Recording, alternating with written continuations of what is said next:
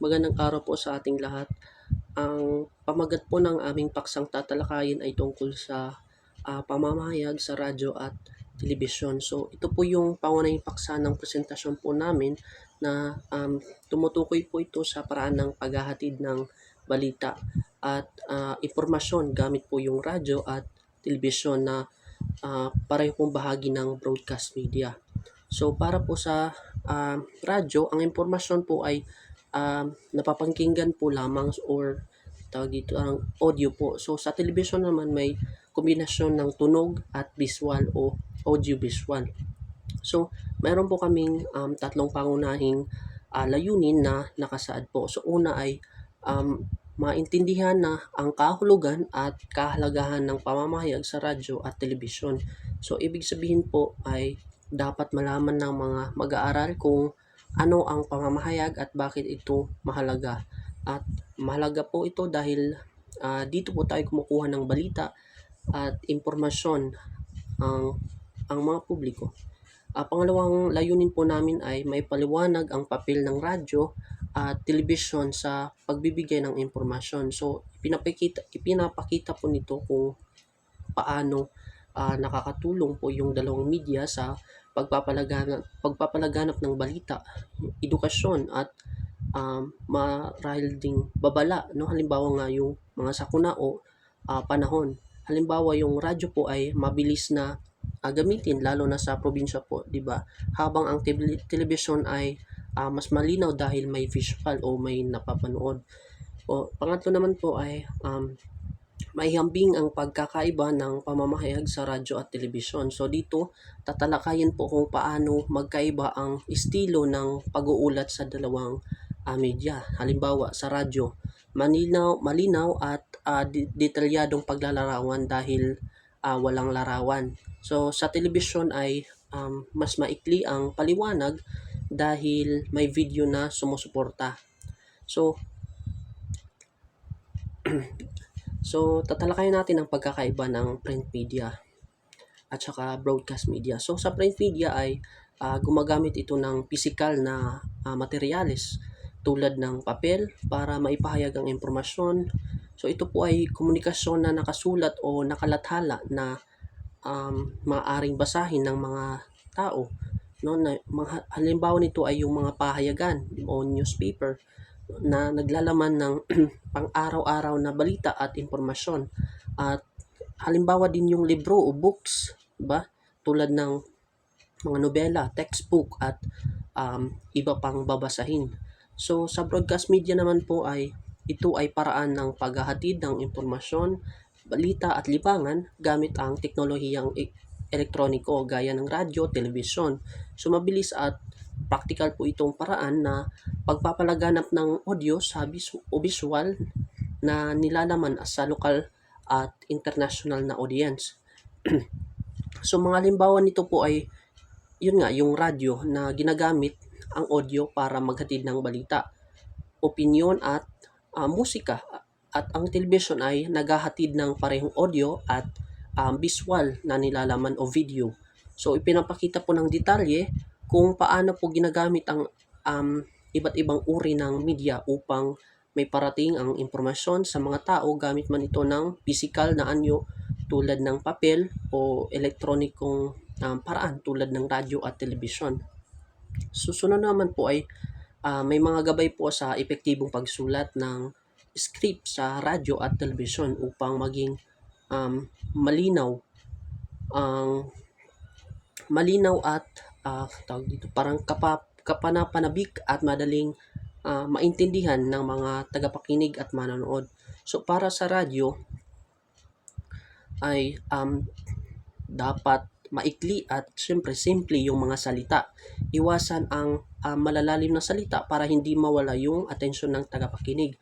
So siguraduhin ang script ay sapat ang haba ayon sa oras ng programa. So gumamit ng aktibong pandiwa o active voice para maging mas buhay at dinamiko ang balita o programa. So direktang ihayag ang pinakamahalagang impormasyon upang agad itong maunawaan. So para po naman sa television ay gamitin po yung audio visual na pamamaraan kung saan ang script ay nahati sa dalawang column. So isa para sa video, ang isa ay para sa nakikita, at isa para sa audio, mga naririnig o yung mga sinasabi. So panatilihing maikli at direkta sa punto yung mga salita, or keep it short and simple, o yung KISS na tinatawag. So dahil isang beses lamang ito maririnig ng manonood, so isulat ang script gamit yung conversational style, yung parang nakikipag-usap lang, di ba? Hindi parang nagbabasa ng libro. So gumamit ng tamang format ng script tulad ng malaking titik para sa mga technical na direksyon, di ba? Halimbawa yung camera movement, pangalan ng mga karakter, at sound effects upang madaling maintindihan ng director at mga technician.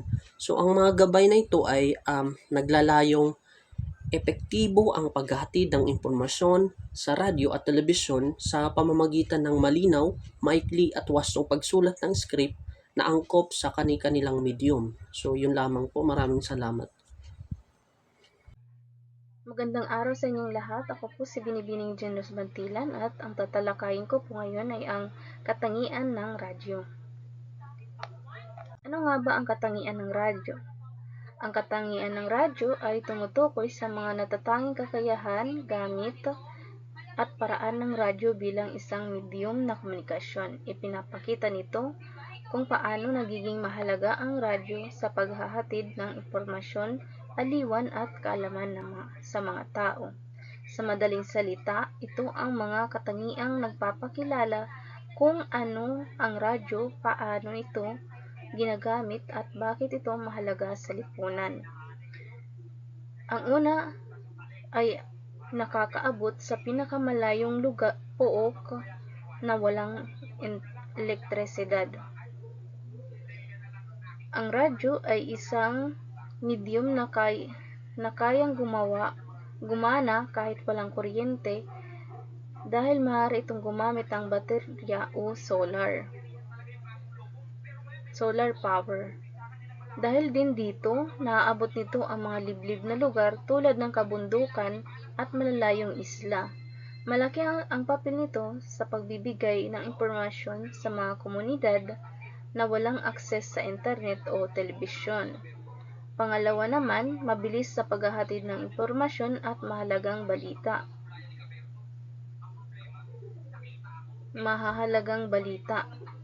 Isa sa pinakamahalagang katangian ng radyo ay ang bilis nito sa pagpapalaganap ng balita. Dahil nga sa live itong napapakinggan, agad na ipaparating sa publiko ang mahalagang impormasyon, lalo na sa panahon ng sakuna, tulad na lang ng lindol, bagyo o sunog. Pangatlo naman, nagsisilbing aliwan ng mamamayan sa kanayunan. Bukod sa pagbibigay ng balita, ang radyo ay nagsisilbing libangan sa pamamagitan ng musika, drama at iba pang programa. Ito rin ay mahalaga lalo na sa kanayunan kung saan limitado ang mapagkukunan ng aliwan. Pang-apat,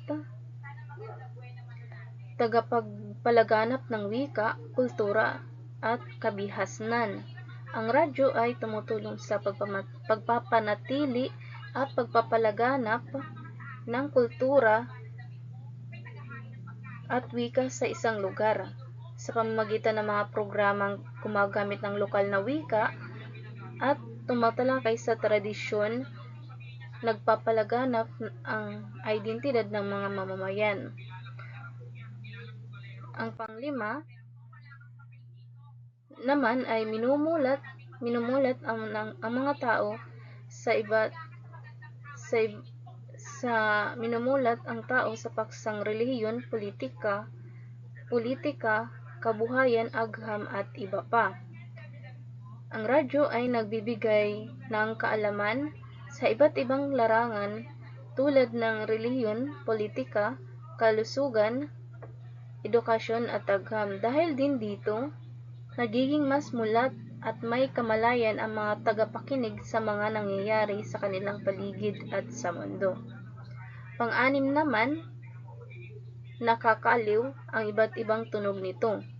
Dahil nga sa walang visual na aspeto, ang radyo gumagamit ito ng iba't ibang tunog tulad ng musika, sounds, effects at boses upang maging mas buhay at kawili-wili ang mga programa. Nakakatulong ito upang mas maiganyo ang mga tagapakinig. Ang pangpito naman ay nakakalibang lalo na sa mga taong nagpapalipas oras. Ang radyo ay madaling pakinggan kahit habang gumagawa ng ibang gawain.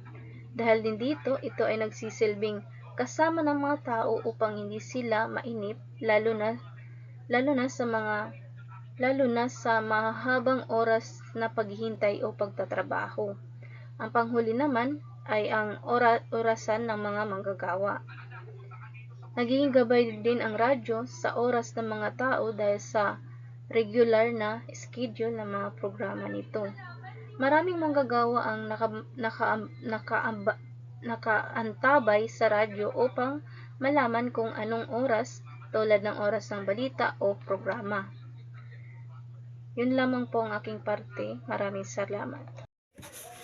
Magandang pinagpalang araw po sa ating lahat. Ako nga pala si Binibining Anami Badeo at ngayon ay tatalakayin ko naman ang aking parte patungkol sa adbantahe at disadbantahe ng radyo sa telebisyon at pahayagan. So bago tayo ay magpatuloy ay aalamin muna natin ang tatlo kung ano nga ba sila or ano yung mga kahulugan nila o para mas maintindihan pa natin. So alam mo ba kung ano yung radyo, telebisyon at pahayagan? So ito yung tatlong pangunahing media ng komunikasyon na matagal nang nagsisilbing daluyan ng impormasyon at libangan sa lipunan. So ito din ay mga uri ng mass media, itong tatlo. So meron silang mga adbantahe at disadbantahe ng radyo compare mga telebisyon at pahayagan. So ngayon, ano nga ba ang radyo? Alamin natin. So ito yung isang mahalagang medium ng komunikasyon na naghahatid ng impormasyon, musika at opinyon sa publiko na tumutulong sa kamalayang panlipunan. So yun, alam naman natin kung ano yung radyo, no? Kung ano yung imahe niya, ano yung itsura niya. So yung radyo, nagbibigay siya ng balita. Compare television. So ano nga ba yung television? Isang sistemang telekomunikasyon para pagpapahayag at pagtanggap ng mga gumagalaw ng mga larawan at tunog sa kalayuan. Naging patungkol sa lahat ng aspeto ng programa at pagpapadalang pantelebisyon ang katagang ito. So, yung television o TV. So, alam naman natin din yung itsura nito, no? Kapag tiningnan natin yung television, may screen talaga siya. Tapos, kapag nanonood tayo, may mga imahe o larawan na nakikita natin. Sa pagbabalita ay nandoon yung mga itsura, no, ng mga broadcaster. Paano sila umaksyon, paano sila the way magbigay ng balita, o malalaman talaga natin kung ito ba ay makatotohanan o mga drama din sa mga telebisyon. Tapos, meron din mga more on hiyahin imahe o larawan. So, ngayon ay pahayagan naman. So, ano nga ba yung pahayagan? So, ito yung dyaryo o periodiko ay isang uri ng paglilimbag na naglalaman ng balita, impormasyon at patalastas, kadalasang naimprenta sa mababang halaga. Ito ay maaring pangkahalatan o may special na interes. At kadalasan itong inilalathala ng araw-araw o lingguhan. So yung mga pahayagan, no, umusbong ito sa mga unang panahon nang wala pang radyo or mga mass media or ori ng mass media like TV. So ang nagiging process talaga nagiging process ang mga tao para magkuha ng mga balita is ang dyaryo. So dito hira nakita ang mga nananabuhatong lipunan, ang mga news. So ito ay may iba't ibang uri din, no? May magazine, journal, mga dyaryo. So maiton ador dilain la. So it dyaryo or ang mga pahayagan talaga nakasulat na naginlilimbag hit mga journalist sugad hiton mga manunulat ng mga news. So malalaman talaga natin doon yung pagkakasunod-sunod kasi meron doon yung ulong ng balita, pamatnubay, yung tale, yung pagkakasunod-sunod ng news. So adbantahe ng radyo sa telebisyon at pahayagan. So ito yung nagiging kalakasan ng radyo compare ano yung meron sa radyo compare television at pahayagan. So una dito, ang hindi kailangan ang maraming tao para maihatid ang balita. So karadyo, makikita man niyo na kadalasan o usalan ng newscaster talaga nagyayakan or nagbabalita. So hindi na compare pagbabalita TV na damo talaga hira ng mga newscaster. Hindi kailangan ng maraming staff ganoon din. At ang hindi maraming staff tulad ng mga unlike TV na damo talaga kuan damot mga extra na mga people or mga broadcast na adto na may dala mga cameraman makikita dito sugad. Pero radio uusala talaga dili talaga tagdaramot at nababatian no ng mga boses. So bagat nakatutok talaga uusa or hausa nga or duha tulo ang pagbabalita. So higit na madali ang reporter ay nakadestino sa kanya-kanyang assignment. So radyo gihap may mga naka-assign na mga mga rule radyo kun ininhiya magkukunhin news adi magi-edit sugad hiton. So usa nagbabalita. So may mga kanya-kanya silang rule. So unless sa pamagitan ng mga kapatid na istasyon mula sa mother station, nakakarating agad ang balita sa iba't ibang panig ng Pilipinas. So bukod pa rito ay sa tulong ng mga istasyon sa iba't ibang lugar ay mabilis na nakakarating ang balita sa buong bansa. So ibig sabihin ang radyo ay mas espesyente episyente at abot kamay kahit sa mga lugar na walang telebisyon o pahayagan. So radyo is iya disadvantage is nakabatay lamang sa tunog. So yun considering nakabatay lamang ito sa tunog sa mga boses ng mga broadcaster. So paano sila magbalita, paano sila mag-pronounce mga lingwahe or mga wika. So sa salita o paano hira maghatid ng mga balita through itira boses lamang. So with feelings gihap ko kay baga liwat iton bisan din naton nira nakikita tira mga nawong or through expression. So nakikita naman naton through feelings naman kumbaga maghatid hirahin mga dordilain ng mga balita. So di gaanong kompleto ang detalye na inihahatid sa radyo. So yun diri good kompleto yung paghahatid radyohin mga impormasyon o mga balita kasi mas ginsyo shortcut kasi nira para dahil maintindihan pampubliko. So hindi talaga nira ginlalahat pag hahatag kompleto nga detalye o mga nanabuha aton lipunan. So pangatlo, hindi na muling mapapakinggan ito maliban kung ini-record. So yon sa radyo once mabatian nimo mababatian mo pero di rin na hiya mababalikan. So except la kung makukaan natin makukaan natin mga process kung mabalikan natin mga live pwede pero kung radyo talaga dire except la kung i-record natin through cellphone. So dito natin maintindihan. So bagat one process la talaga radyo kung mababatian naton. So dito ang panghuli minsan hindi magandang tunog sa problema sa atmosphere na dinadaanan ng radio waves. So amo ton mga hadlang gihapon kay usa gihap ng hadlang na iharadyo nagkakawarawat signal dahil nga sa mga radio waves damot nagpapakaulang so aton weather. So usa na iton dilat nagpapakaulang radyo kung paano nagkakaragas so dito di rin na nababatayan mga upay ko tungod gihapon mga signal na di rin nakaka-access sa aton. So yon labi na mga kuan talaga mga mechanics la or mga manumanol na mga radyo mga kadaan na. So yun. Yun ang aking mga inulat ngayon. At sa aking pagbubuod, no, so ang tatlong uri ng mass media ay mahalagang komunikasyon na ginagamit natin sa paghahatid ng balita, impormasyon at libangan. So nagkakaiba-iba ang kanilang paraan ng pagpapahayag. Ang radyo ay nakatuon, no, sa tunog. Ang telebisyon ay may gumagamit ng tunog at larawan, at ang pahayagan ay nakalimbag na teksto. So, sa mga ito, ang radyo ay mas mabilis at madaling gamitin sa pagbabalita.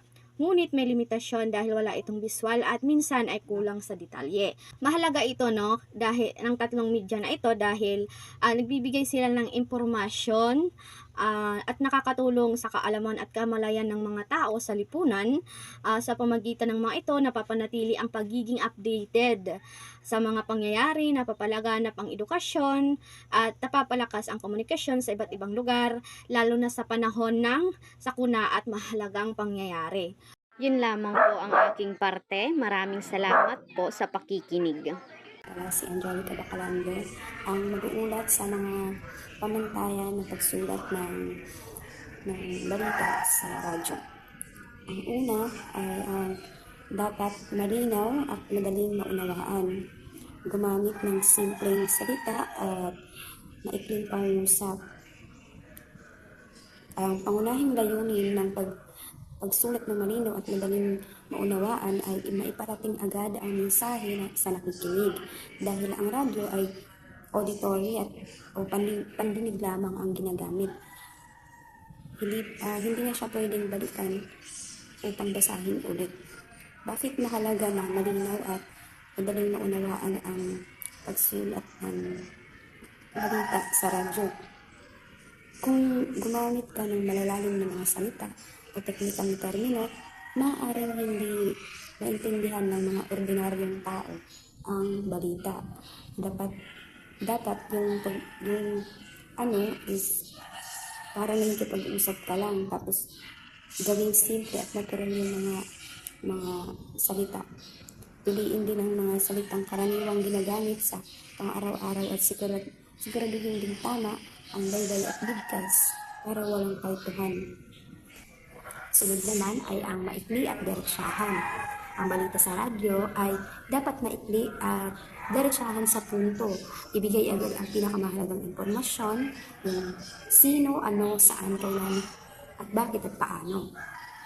Sa simula pa lang, ito ay tinatawag na inverted pyramid style. Ibinibigay agad ang pinaka-importanteng detalye bago ang mga karagdagang impormasyon. Mahalagang makuha agad natin siyang nakikinig sa unang ilang segundo pa lang. Tanggalin ang mga salitang palamuti o kwento na hindi naman kailangan pumunta agad sa punto. Ang sunod ay gamitin ang aktibong boses. Ito ay tungkol sa pagkakasulat ng pangungusap. Ilagay o banggitin muna ang gumawa ng kilos bago ang ginawa niya. Ito ay para maging direkta, mabilis at madaling bigkasin ang balita. Iwasan sa unahan ang pinaggawa ng kilos dahil magiging mahaba at mabigat itong pakinggan sa ere. Sunod, gamitin ang aktibong boses. Ito ay tungkol sa pagkakasulat ng pangungusap. Iligay o banggitin muna ang gumawa ng kilos bago ang ginawa niya. Ito ay para maging direkta, mabilis, at madaling bigkasin ang mga salita. Iwasan sa unahan ng pinagawan ng kilos dahil naging mahaba at mabigat itong pakinggan sa ere. Halimbawa, pasebo. Ang mga nasugatan ay dinala ng mga rescuer. Ito ay mabagal basahin. At ang aktibo naman, dinala ng mga rescuer ang mga sugatan. Ito ay diretso at malinaw. Sunod naman ay tumpak at makatotohanan. Siguraduhin totoo at tama ang lahat ng impormasyon, tiyakin ang kahustuhan ng mga pangalan, petsa, lugar at iba pang detalye. Ito ang pundasyon ng pamamahayag. Ang balita ay dapat base sa katotohanan at hindi sa gawa-gawa lamang. Bakit mahalaga na maging tumpak at makatotohanan?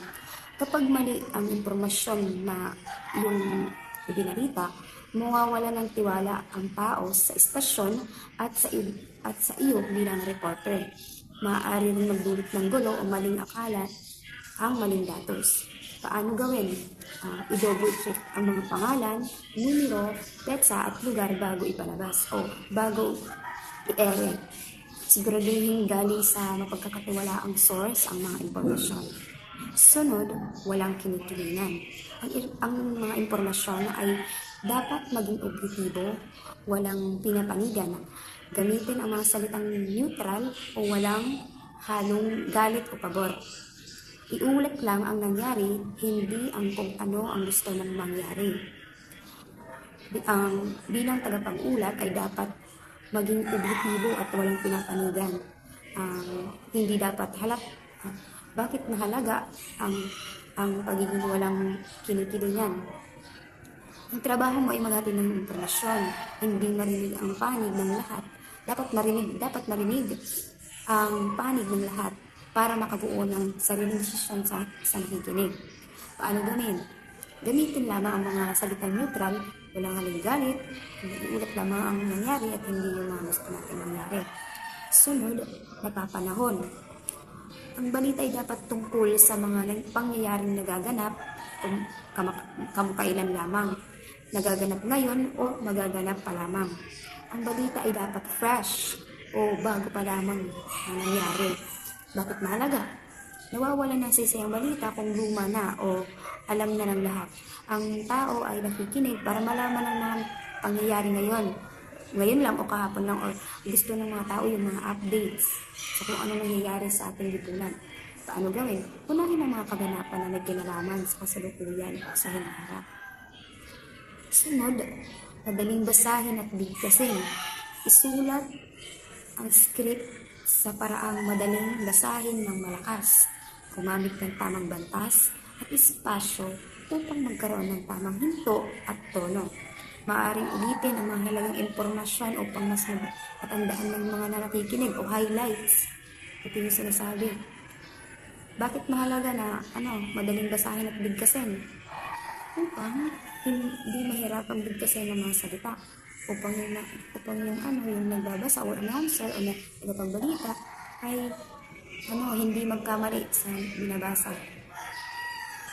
Ano gawin? Gumamit ng tamang bantas, tuldok, tweet, para alam kung saan yung hinto, yung hihinga ang tagapagbalita.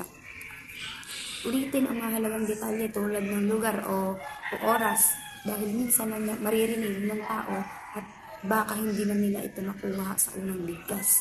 Pwede ulitin yung mga highlights sa balita kapag sa radyo. Sunod naman, may diin at emosyon. Bigyan ng tamang diin ang mahalagang bahagi ng balita upang makuha ang atensyon ng nakikinig. Kahit nakasulat lamang at binabasa namin ito sa radyo, dapat ay ramdam ang buhay sa pagbabasa para hindi mawalan ng gana yung mga nakikinig. At mahalaga para hindi antukin o mainip ang nakikinig. Ang tono ng boses ay dapat akma sa kwento. Hindi yung parang nakakawili yung kwento tapos ikaw inaantok. Paano gawin? Kung tungkol sa trahedya o kamatayan, dapat seryoso at malumanay ang boses. Kung tungkol sa tagumpay naman, halimbawa kung tungkol naman sa tagumpay o masayang balita, dapat masigla at masaya ang tono. Lagyan ng diin ang mga mahalagang salita para tumatak sa isip ng tao. Yun lamang po. Maraming salamat. Magandang araw. So, ang tatalakayin ko naman yung katangiang dapat angking ng balitang pang-radyo at pang-telebisyon. Sa balitang pang-radyo, una dito yung makinilyahin ang balita sa dobleng espasyo. Ibig sabihin, yung makinilyahin, ito yung ang balita ay dapat nakatype o nakaprint at hindi sulat kamay. Ginagawa ito upang maging malinaw, maayos at madaling basahin ng announcer, lalo na sa live na pagbabalita. Yung ibig sabihin naman, yung dobleng espasyo, ito yung bakanteng linya sa pagitan ng bawat linya ng teksto. Kung makikita ninyo sa halimbawa ko, meron siyang double spaced. Yung unang balita, tapos double space, tapos lead anchor, tapos double space naman para hindi malito ang mga nagbabasa o yung pagbabalita. Pangalawa naman, yung gumamit ng malalaking titik sa piling bahagi ng script. Ito naman yung tumutukoy sa paggamit ng malalaking titik o malalaking letra sa pagsusulat ng ilang bahagi ng script. Hindi ito ginagamit sa buong balita kundi sa mga importanteng bahagi lamang tulad ng headline at mahalagang salita. Kung makikita ninyo sa halimbawa ko, yung kanyang headline, tapos dito yung anchor 1, anchor 2, para malaman kung sino nga ba ang susunod na magpapalita o dito din malalaman kung para kanino na ang ibabalita. Ang pangatlo naman, huwag gumamit ng salitang paulit-ulit. Kapag may paulit-ulit na salita, maaaring maging magulo ang mensahe at mawalan ng interes ang mga nakikinig. Kung makikita niyo sa halimbawa, umulan ng malakas ang ulan sa buong bayan. So parang malilito talaga siya. Magulo pakinggan. So dapat yung tama dito ay umulan ng malakas sa buong bayan.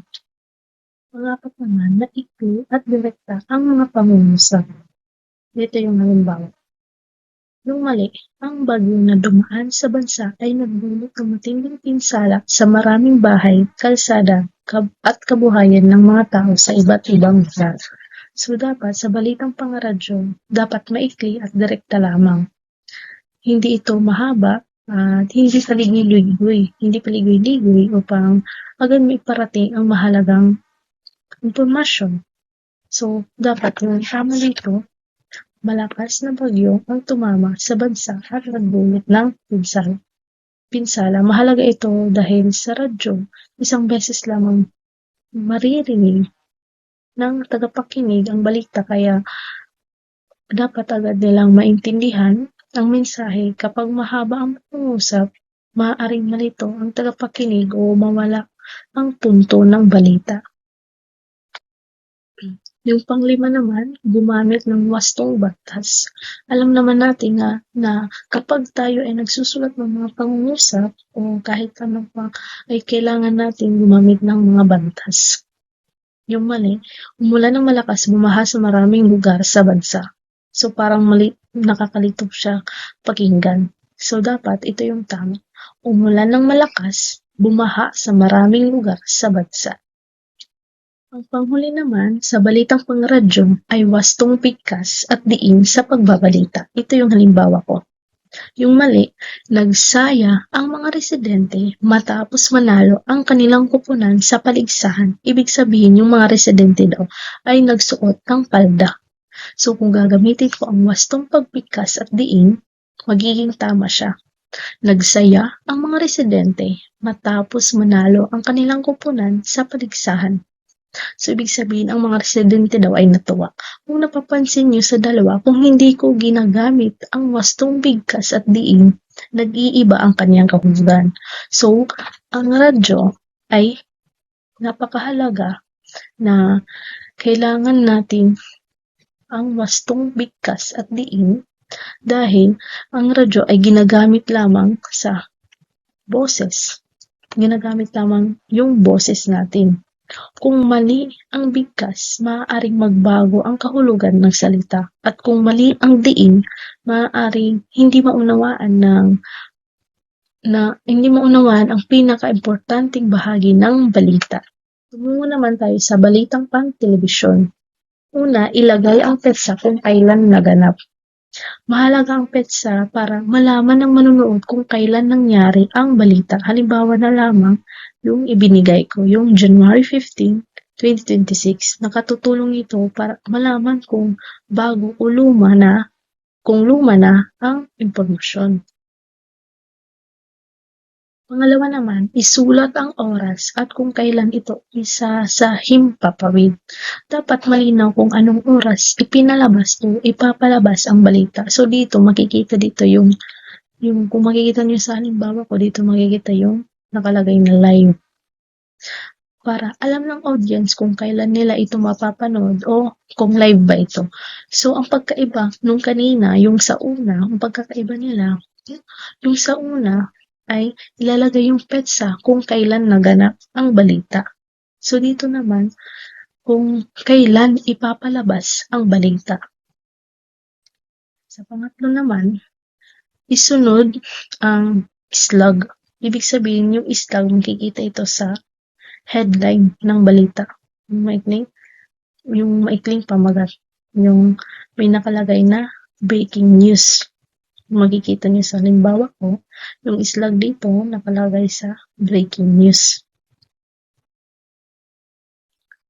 Pang-apat naman, ilagay ang pinagmulan ng balita. Ibig sabihin, dapat tukuyin kung saan galing ang impormasyon.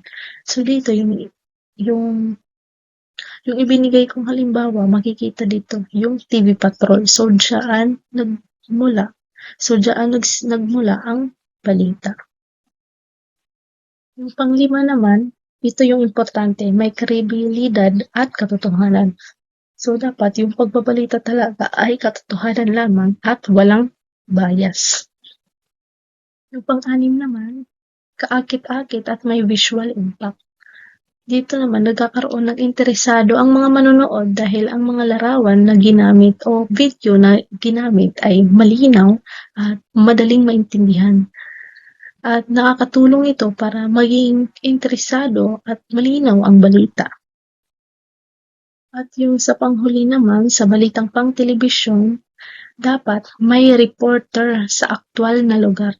Dapat may field reporter na nasa mismong pinangyarihan para makapagbigay ng live at totoong sitwasyon sa lugar. Magandang hapon sa ating lahat. Ako nga pala ang magtatalakay sa pamatnubay sa pagsulat ng script radio at telebisyon. So, ano nga ba ang script?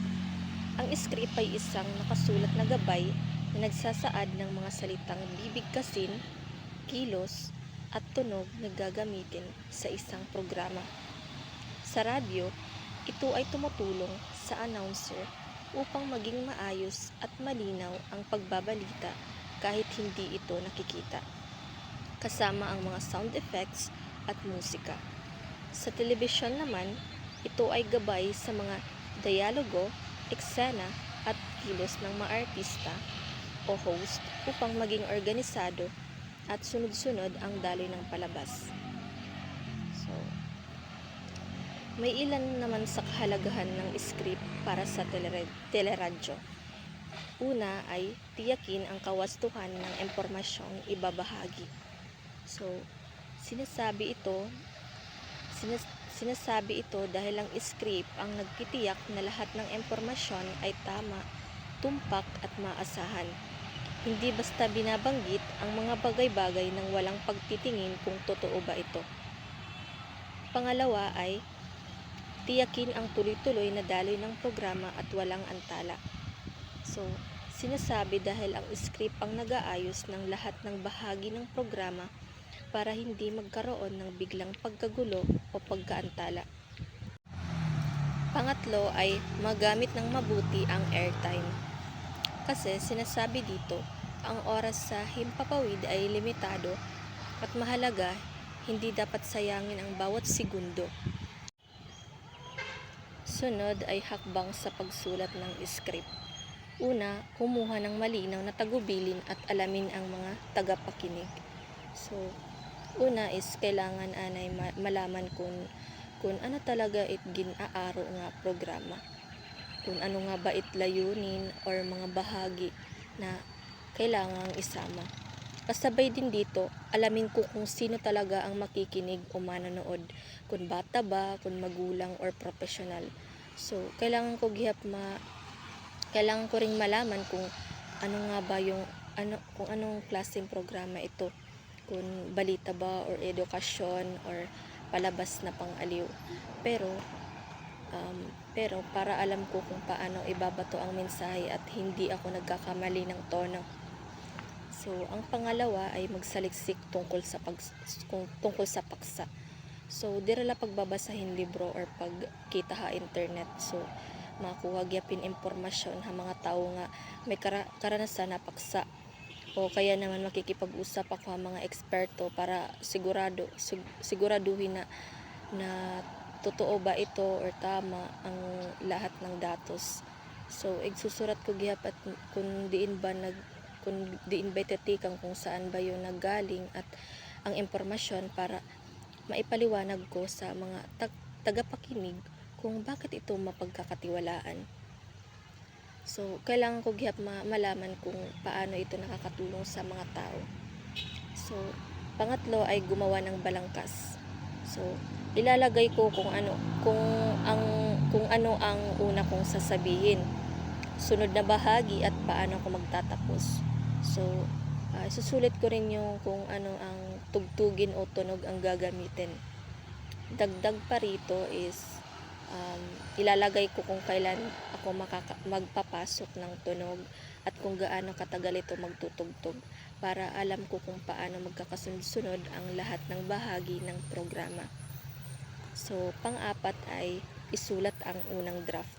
So, isusulat ko lahat ng naisip ko, mga salita, galaw, tunog at larawan.